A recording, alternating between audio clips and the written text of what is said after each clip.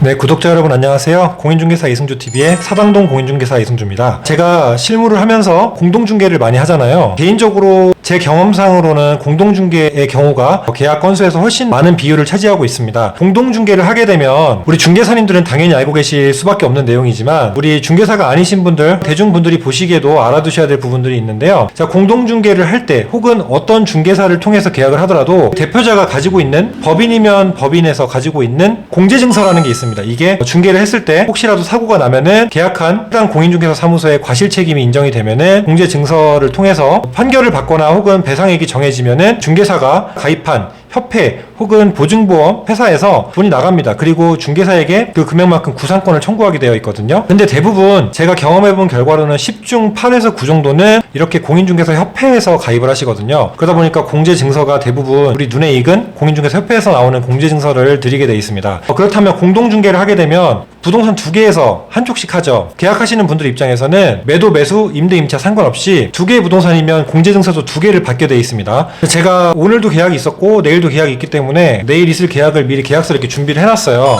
계약서도 제가 이렇게 별도로 구입을 해가지고 연령별로 그리고 성별로 따라서 제가 이렇게 계약서의 모양이나 컬러를 조금 다르게 해서 준비를 해드려요. 예를 들면 연세가 좀 있으신 분들은 좀 클래식하고 앤티크한 계약서를 준비한다든지 뭐 이런 식인데요. 내일은 이제 젊은 아는 동생이 계약을 하기 때문에 내일은 좀 화사한 해바라기로 준비를 했습니다. 자, 번외로 계약 서류 중에 이렇게 공제증서가 있습니다. 자, 공제증서를 이렇게 보시면 공제증서에 이렇게 앞면이 있고 뒷면이 있어요. 자, 이 뒷면이 오늘의 이야기할 부분은 이 뒷면에 관해서 이야기를 하는 건데, 자, 공동중개를 하다 보면은 어떤 부동산들에서는 이 뒷면 자체를 인쇄를 안 하십니다. 이 앞면만 인쇄를 해서 갖고 오세요. 자, 어떤 분들은 앞뒷면 다 인쇄를 하시는 분들도 있고, 자, 비율적으로 보면 제 경험상으로는 뒷면 인쇄 안 하시는 분들이 한 3 정도, 앞면만 인쇄하시는 분들이, 그리고 앞뒤 다 인쇄하시는 분들이 나머지 7 정도라고 보면 되는데요. 그러다 보니까 제가 이전에 어떤 말을 들었냐면, 저는 이렇게 보시다시피 양면으로 인쇄를 해서 상관은 없지만 약관도 계약의 내용에 들어있는 일부기 때문에 약관도 인쇄를 해야 된다. 그 부분까지는 저도 알고 있었고 당연히 당위성이 있다고 생각을 했어요. 출력을 할 때 앞뒷면을 출력해야 되는 게 세트니까 저는 당연하게 그렇게 출력을 했었는데, 어떤 부동산에서 뒷면을 출력을 안 해서 교부를 했던 걸 점검을 통해서 과태료를 맞았다라는 이야기를 들었습니다. 그래서 논리적으로 보면 약관까지가 공제증서의 한 일부기 때문에 이 약관을 출력을 안 하면 과태료를 매길 수도 있겠다, 점검 시에. 그 생각이 드니까 제가 이렇게 실질적으로 확인을 해보지는 않고, 이제 공동중개 할 때 이렇게 뒷면을 인쇄 안 하신 중개사 대표님들이 이제 오시면은 가끔 말씀을 드린 적이 있어요. 이러해서 어떤 곳에서 과태료를 맞은 적이 있답니다. 혹시 모르니까 이렇게 뒷면까지 출력하시는 게 좋을 것 같아요. 이야기를 드린 적이 있었는데, 대부분 반응이 어떠셨냐면 대표님들이 그래요? 그건 몰랐네? 이거 앞면만 하면 되는 거 아니에요? 라는 게 이제 반응의 대부분이에요. 물론 제가 몇 분 그렇게 말씀드린 적은 없었지만, 자, 그러다 보니까 제가 그 말씀들을 듣고 의구가 생긴 거예요. 그러면 궁금증만 갖지 말고 팩트를 확인하자. 팩트 체크를 해봤습니다. 그래서 제가 협회의 보증보험 보상과에 전화를 드렸었고, 그리고 저희 관할 구청에 점검을 나오시면 보통 이제 확인설명서나 이런 계약서들을 점검하실 때 구청에서 부동산과에서 많이 나오시기 때문에 그쪽에 전화해서 물어봤습니다. 그래서 이제 물어본 내용들을 결과를 알려드리려고 합니다. 자, 먼저 첫 번째로 제가 2월 13일에 전화를 해봤습니다. 그래서 협회 보상과 보상하시는 담당자분과 통화를 했는데요. 이 내용을 설명을 드리니까 유효한가, 이 앞면만 뽑아도 괜찮은가 라고 물어봤을 때는 법적으로는 이 앞면만 뽑았을 때 제한사항이 있는 것은 아니라고 합니다. 다만 이분이 말씀하신 걸 제가 이제 타이핑을 했거든요. 이거 그대로 말씀드릴게요. 사고가 발생했을 경우 약관 뒷면이 없는 경우가 있다면 거기에 법적으로 추가적으로 준비해야 되는 자료 혹은 절차가 있을 수 있습니다. 이를 준비서면이라고 하는데, 준비서면이 추가적으로 발생할 수 있고 그 부분에 대한 추가 서면이 필요하다라는 게 이 보상과의 내용입니다. 그래서 결론적으로 법적으로 이 부분이 무효하진 않지만, 뒷면을 교부 안 했다고 해서 무효하진 않지만 기왕이면 양쪽 다 출력해서 드리는 게 당연히 좋지 않을까요? 라고 하셨어요. 그래서 이 부분은 당연한 얘기니까 그래서 알겠다고 했습니다. 그래서 제가 한 군데만 확인하기도 좀 애매하고 협회를 통화했으니까 이제 구청에도 전화를 드려봤습니다. 구청이 부동산과에서 처음에 전화를 드리니까 이 담당자분께서 확인하고 연락 준다고 하시고 제가 꼭 연락을 달라고 했습니다. 다행히 금방 연락이 왔고요. 저희 담당자분과 통화한 내용을 또 말씀드리면 처음에 모르겠다 하셔서 전화를 기다렸다라는 부분까지 메모를 했고요. 오후 2시 43분에 전화가 맞다라는 부분까지 메모를 했습니다. 행정관청에서는 해당 내용으로 처분하는 제한사항이 없다고 합니다. 자, 예를 들면 확인설명서 같은 거에 누락되어 있거나 과태료 처분 대상이 되죠. 그래서 이제 구청에서 이런 부분들을 모니터를 많이 하시고, 특히 매물에 관련돼서, 허위 매물에 관련돼서는 모니터링이 굉장히 엄격하게 이루어지고 있습니다. 근데 이렇게 약관에 관해서 물어보신 분은 처음이었나 봐요. 그래서 이분들도 매뉴얼이 없어서 확인을 좀 하신 것 같고요. 결론적으로 이 두 곳에 가장 근접하고 실무에서 필요한 두 군데 전화했을 때는 이 부분도 무효하진 않고 뒷면이 없어도 계약 체결하는데 혹은 계약을 진행하는데 문제는 없다. 다만 두 곳 다 말씀하시는 거는 뒷면도 기왕이면 뽑으시는 게 좋겠죠?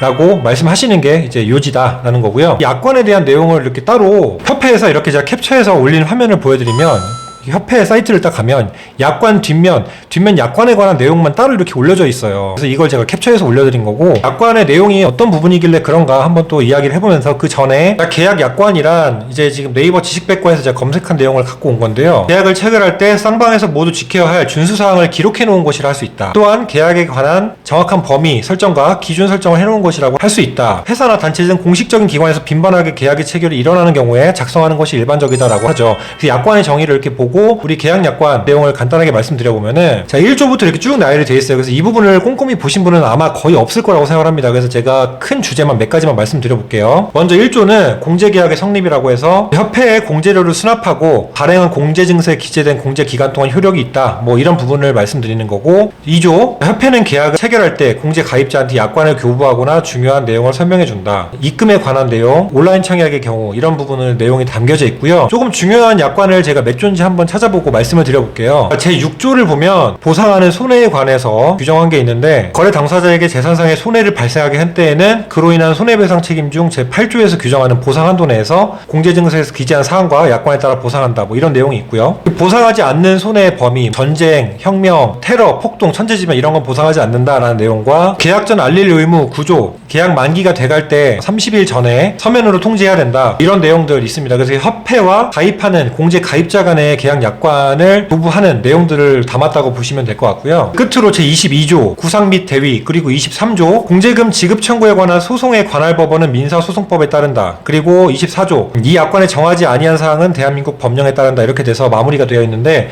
저도 지금 처음으로 이렇게 약관을 자세하게 꼼꼼하게 읽어본 것 같아요. 좀 부끄럽지만. 그러다 보니까 이 약관 때문에 과태료를 매겼다라는 이야기는 사실상 의미가 없었을 것 같다라는 내용을, 약관을 자세하게 읽어보니까 이 약관은 계약하는 당사자들의 약관이 아니라 협회와 협회에 가입하는 개업공인 중개사 혹은 법인 간의 계약 약관이기 때문에 내용까지 교부하지 않는다고 해서 계약을 체결하는 일반 임대인, 임차인 혹은 매도인, 매수인에게 영향이 갈 부분은 아닌 것 같다라는 것이 결과론적으로 사실 적용이 될 필요가 없는 이야기들이기 때문에, 그래서 이 뒷면이 없어도 유효하다라고 하지 않을까라는 개인적인 생각을 해봅니다. 제가 유튜브에도 검색을 해봤는데 이 약관 뒷면에 관한 내용들을 정리해 주신 영상들이 없더라고요. 그래서 제가 직접, 궁금하면 제가 직접 해야지 어떻게 하겠습니까? 그래서 직접 전화를 해보고 뒷면 약관이 없을 때, 있을 때 차이점이 있는지에 대해서 알아본 거니까요. 결론을 다시 한번 말씀드리면, 이 약관 뒷면을 출력하지 않는다고 해서 계약한 사람들이 이 공제 증서의 효력을 인정받지 못하거나 문제가 생기거나 그런 부분은 아니다. 하지만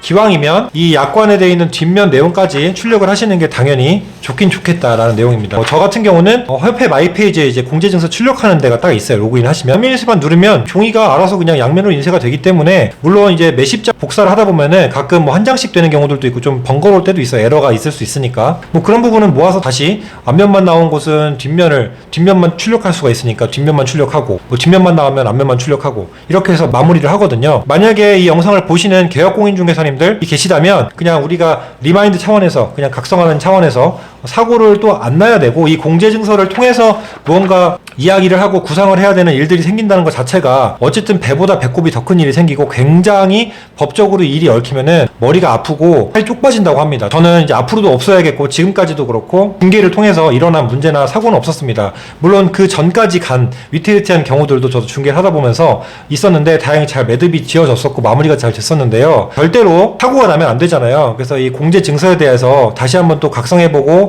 리마인드 해보는 효과로 한번 우리 개업공인중개사님들께서는 이 이 내용을 한번 다시 보시면 좋을 것 같고, 이 내용을 모르셨던 관계가 없는 일반 대중분들께서도 공제증서는 중개사가 계약을 함으로써 같이 책임을 지는 증거 같은 거고 보험 같은 거잖아요. 그리고 사고가 나면 안 되는 게 일반 보험이랑 다르게 아까 말씀드렸죠.